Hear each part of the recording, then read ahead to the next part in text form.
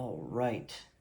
So any of you who haven't watched any shit that I've put out before, let me explain really quickly. What I do is I run a restaurant. I run a business that is very successful. It's been open for only 4 years and it's already successful. It is looking to expand into a much bigger location. We'll probably sign a lease on that within a couple months here.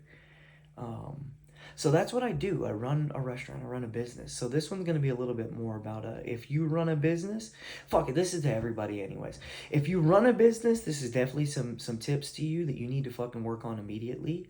And if you work inside of a business, which I'm assuming all of you that aren't unemployed do, you'll probably be able to gain a little insight around this about why your job isn't maybe functioning in the way that you want and why it's not succeeding and why there's low morale and low culture.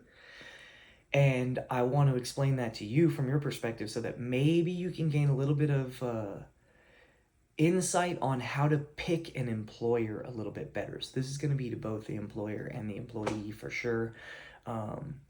Employer, especially if you run a restaurant, the problem is you. The problem is always you. It's this is definitely a motif in my individualistic accountability and responsibility fucking philosophy that I live my life by for sure.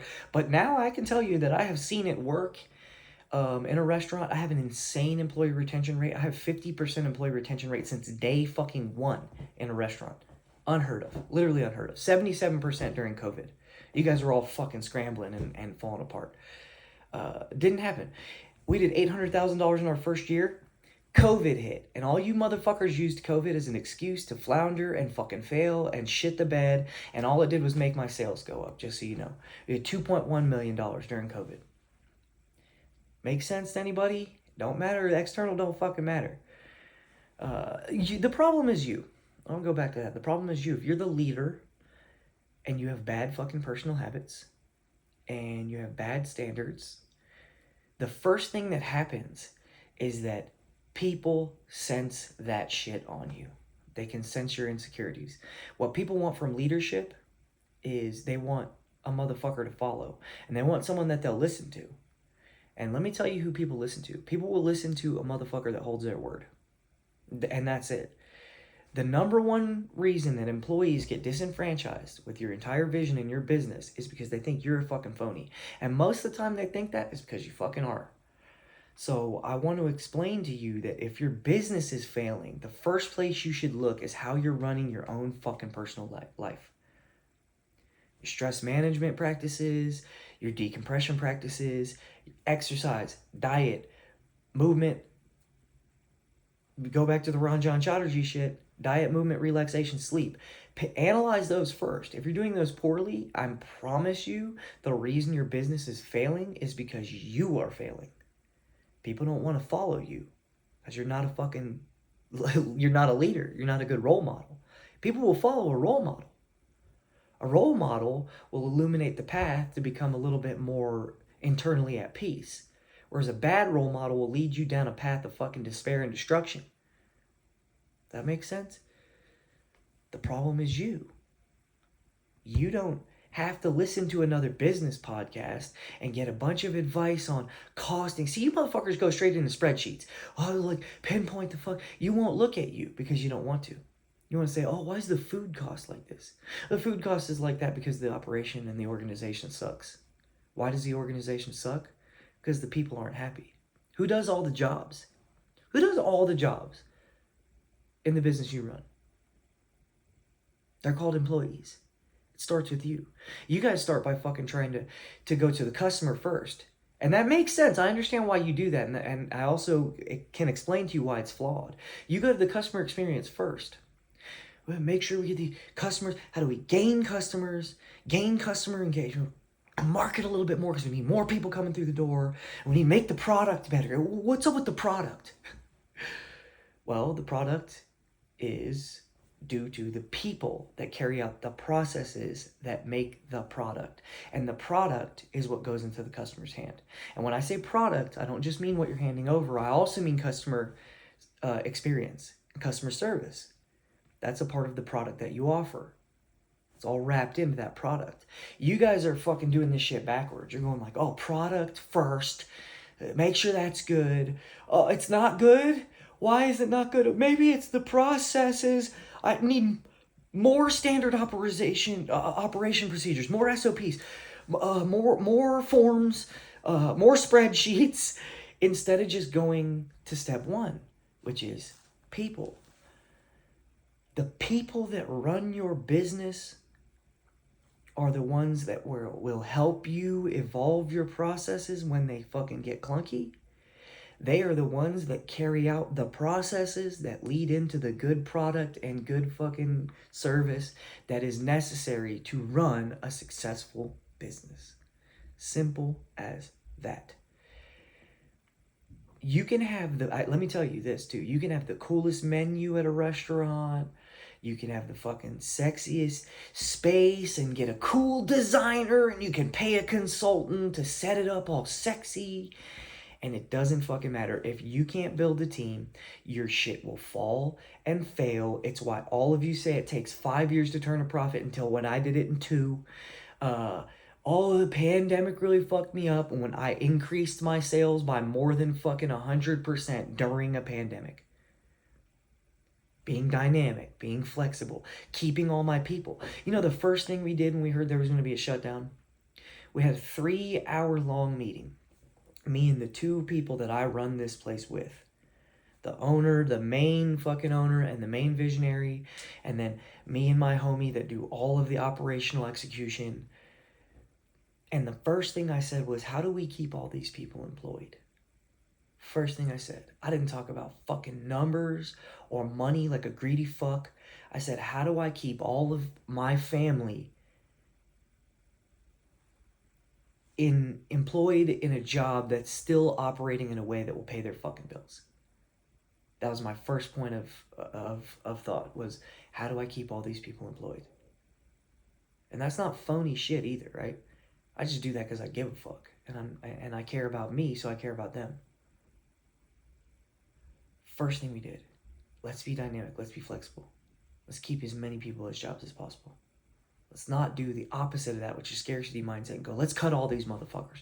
Let's pay cuts. You think we gave pay cuts during a time where shit was already fucked up? Do you think that's what good leadership does?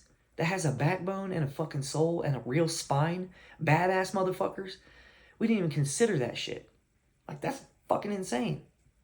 That's some communist bullshit. Oh, we all need to fuck you. Our number one directive was, how do we keep everything going the same way that we fucking have it going before? And because that was our goal, that's exactly what we fucking did. The pivots we made were, how do we pivot our business model to make more sense? Not, how do we cut everything out of this and just say everything's fucked up now. Let's all be scared and treacherous. No, again, it all starts with you. During the pandemic, that was a hard time. Stress went up, right? Things got more chaotic in the world. Shit was harder. Now, all those things I just said, does that sound like it needs you to be a weaker leader during that time? Or is that when you need to be a fucking rock in the fucking sea that's letting the waves crash over it and staying the course? I didn't make 100% good decisions during COVID for the business. Not 100%, but most of them were. And because most of them were me going, I need to stay as stable as fucking possible, because these people are going to be looking at me to see how they should react and interact in this fucking current turmoil, right? I could have gotten all scared and started acting like a fucking bitch, or I could have showed up more. I worked more during that time. And I didn't work more because I got paid anymore. I didn't get paid any fucking more. But I worked more so that my people could still fucking maintain a job that was successful and going in the right direction. Because the worst case scenario is that I got to lay all these people off and tell them they're fired or go with other people. I don't want to do that. So I kept me at a high level. Again, it comes back to you. If you freaked out and floundered during COVID, your employees probably did too. And your fucking customer experience went down because of it. So just understand, it starts with you. It starts with leadership. Next thing, the people directly under you. Those are your soldiers. Those are your core crew. I call my people my core crew. I'm like, you guys are in the core crew now. You'll ride with me until this shit is fucking burned down. Those people are going to follow your lead even more. If you've leveled them up and you've trained them the right way, they'll look to you as an example of how they're supposed to act and operate. Right? They're going to follow your lead. They're going to follow your vision. Something my coach has been teaching me a lot lately is you want them to follow the vision of the organization, which means that they need to know what that is. And one of the easiest ways they know what that is from hearing it from you, and not just hearing it at like a massive all hands meeting or in an email, but hearing it daily. It's another thing. You guys are thinking that you can create a form and outsource a bunch of shit and then that your job is done. Your job is to show up every fucking day. You're not going to get gains at the gym if you don't keep going. Can't just write the exercise plan and then stop doing the shit. The fucking lifting the weights, that's going to the job every day and making shit's going good. Setting up meetings with your team. Your schedule should look more full than theirs is. The fuck? Most of you are still thinking that like, oh, I level up, and then I can finally get to a point where I do fucking nothing. And then you wonder why your business fails? That's a terrible fucking perspective to have in general. If you're not doing this because you want to do it, get the fuck out and do something else. If you're doing it because you want a fucking shortcut and a cheat code where you can drink margaritas all day, just go do that and be fucking homeless. That's so much smarter and easier.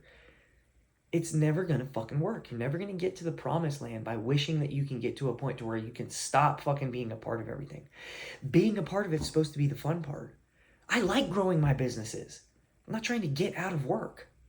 I'm trying to leverage people to do different types of work so I can do different things, so I can move forward and do some fucking bigger picture shit. And again, then that leads into them maybe having another job.